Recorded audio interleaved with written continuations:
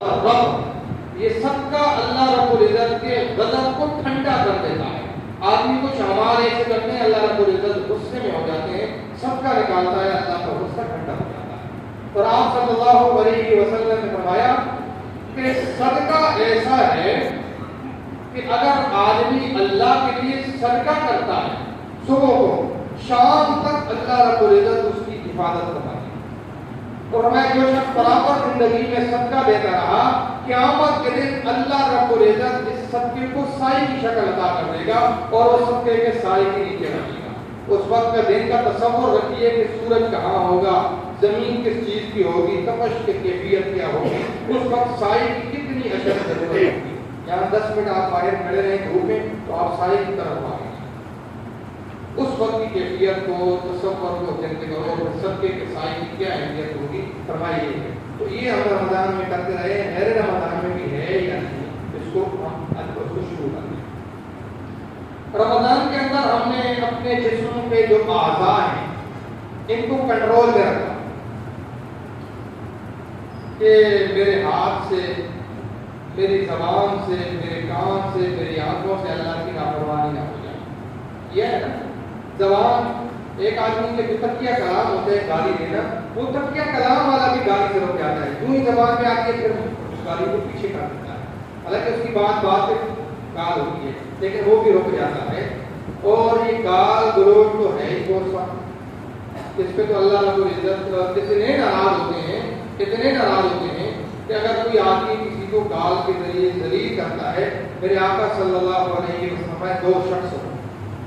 ایک شخص ایسا ہے جس نے کسی کی عزت کو زبان سے تار کیا، تیری ماں ایسی، تیرا باپ ایسا، تو ایسا، تیرا کردار ایسا، یہ اس کی عزت کو تار کر دیا ایک شخص کو. اور ہمیں دوسرا شخص کو ہے جس نے ہتھوڑا لیا اور ساز و سامان لیا اور بیت اللہ پہ اس نے چڑھائی کر دی اور بیت اللہ کی اینٹ سے اینٹ بجا دی.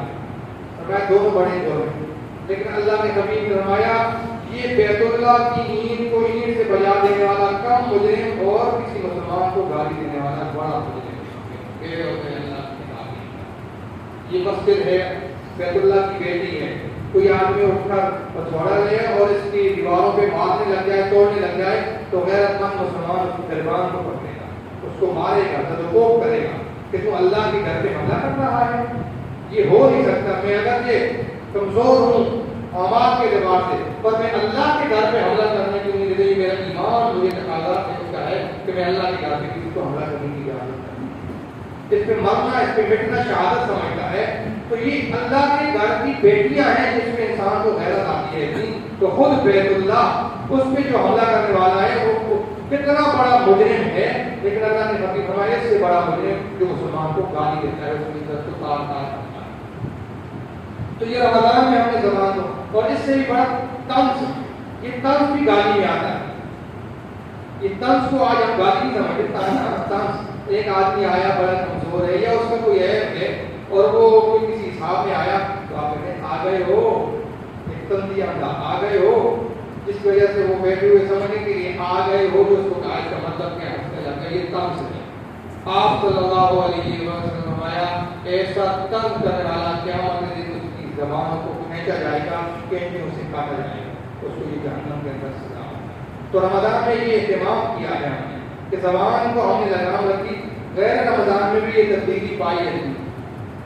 رمضان کے اندر گناہوں سے بچے، غیر رمضان میں بھی بچ رہے ہیں یا نہیں. میرے آقا صلی اللہ علیہ وسلم نے 2 چیزوں کی جو شخص مجھے ضمانت دیتا ہے، میں محمد اللہ کا نبی سید الانبیاء اس کو جنت کی ضمانت دیتا ہوں. جنت میں بیچوں بیچ گھر کی ضمانت دیتا ہوں. اب کہ صحابہ کرام یا رسول اللہ کو کون سی 2 چیزیں ہیں کہ اگر کوئی شخص اس کی آپ کو ان 2 چیزوں کی ضمانت میں آپ اللہ کے پیغمبر ضامن بنتے ہیں اس کے جنت کے، یعنی وہ یقیناً جنتی ہے. فرمایا کوئی مسلمان مجھے 2 چیزوں کی ضمانت دیتا ہے. ایک وہ جو اس کے 2 جبڑوں کے درمیان، 2 جبڑوں کے درمیان کیا ہے زبان، اور ہمارے دوسری وہ چیز جو 2 رکانوں کے درمیان ہے شرمگاہ. اس کو بھی اللہ کے قانون کے مطابق چلاتا ہے، اس کو بھی اللہ کی حدود کے اندر استعمال کرتا ہے، جائز میں. فرمایا اس کے علاوہ ان دو چیزوں کے اللہ کی منہیات میں استعمال نہیں کرتا. اس چیز کی جو مسلمان مجھے ضمانت دیتا ہے میں اللہ کا لاڈلا پیغمبر اس کو ضمانت دیتا ہوں کہ میں اس کو جنت کے اندر داخل کروں. آج ہم نے رمضان کے اندر گناہوں سے بچنے کا، زبان سے بچنے کا اہتمام کیا ہے، تو آیا ہمارے یہ جسم کے اعضاء اس غیر رمضان کے اندر بھی بچے ہوئے ہیں یا نہیں؟ اور آخری چیز میں بیان کر کے بات کرتا ہوں کہ رمضان کے اندر ہم نے صحت کا اور کھانے کا بھی اہتمام کیا، صحت کا بھی خیال کیا، کھانے کا بھی خیال. کھانے کا خیال کیا، صبح کھائے اور شام کو کھائے، دن کو کھائے. روزہ رکھنے والے نے دن کو کھایا، صبح کھایا، شام کو کھایا. قرآن میں بھی جو تذکرہ ہے کھانے کا وہ دو ہے. قرآن میں اللہ رب العزت نے فرمایا کھانا ہے تو بالغداۃ صبح کھاؤ، کھانا ہے تو بالعشی شام کو کھاؤ. صبح اور شام یہ قرآن سے ثابت ہے کھانا ہے. بیچ کے اندر کھانا خرابی ہی خرابی ہے. صبح کھاؤ پیٹ بھر کر کھاؤ، شام کو کھاؤ پیٹ بھر کر کھاؤ. یہ صحت کا راز ہے. تو جس طرح رمضان کے اندر ہم نے صحت کو برقرار رکھا، کھانے کے اوپر کنٹرول کیا ہے، غیر رمضان میں بھی ہے یا نہیں؟ میں کہتا ہوں کہ کچھ لوگ ایسے ہوتے ہیں جو کھانے کے لیے جیتے ہیں اور کچھ لوگ ایسے ہوتے ہیں جو جینے کے لیے کھاتے ہیں. میرے آقا صلی اللہ علیہ وسلم نے جینے کے لیے کھانا اتنا ہے کہ تم اپنے اندر پیٹ کے اندر اتنے لقمے ڈال دے کہ تیری کمر سیدھی رہے، کمزوری نہ آئے. اتنے لقمے ڈال. یہ کھانا جینے کے لیے ہوا کہ میں زندہ رہ سکوں، اتنا کھانا. اور کچھ لوگ کھانے کے لیے جیتے ہیں، کھانا ہو اور پھر کھانے کے 3 حکم بھی پورے کرتے ہیں. 3 حکم سنا بات ختم کرتا ہوں تھوڑا سا. 3 حکم یہ ہے کہ آدمی کھاتا ہے، پیٹ بھر جاتا ہے، پانی پیتا ہے، پھر کہتا ہے تو یہ حکم اس کا پورا ہو گیا. پھر کھانا آ گیا، پھر کھاتا ہے، پانی پیتا ہے، پھر وہ کرتا ہے، دوسرا حکم پورا. پھر تیسری مرتبہ بھی جب 3 مرتبہ اس کو ڈکار نہ آئے اور نہ کرے تو وہ کہتا ہے میرا کھانا نہیں ہوا. یہ آدمی یہ کھانے کے لیے جی رہا ہے اور ایک فساد ہی فساد ہے.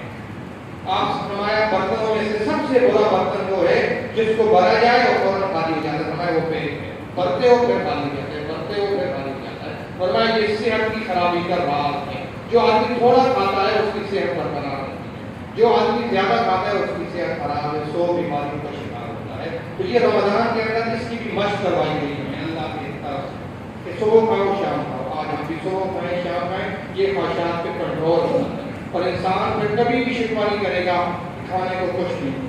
آج خواہشات کی وجہ سے نفس سے جو چاہے یہ بھی ہو وہ بھی ہو پورا نہیں ہوتا. پھر انسان مشکلات کے اندر پڑ جاتا ہے. انسان پھر اس کا ذہن دھوکوں کی طرف جاتا ہے، سود کی طرف جاتا ہے، بدکاری کی طرف جاتا ہے کہ مال ہو جیسا ہو وہ آئے. تو حرام سے بچنے کی قناعت ہے، یہ قناعت صبح اور شام کو کھانا. تو یہ چند چیزیں تھیں جو رمضان کے بعد ہم نے اپنی زندگی میں دیکھی ہیں. اگر ہے الحمدللہ رمضان قیمتی ہو گیا ہے. آئندہ رمضان اس سے ایک قدم ایک درجہ آگے نکلنا ہے. اگر نہیں ہے تو یہ خرابی ہی خرابی ہے. اللہ رب العزت ہمیں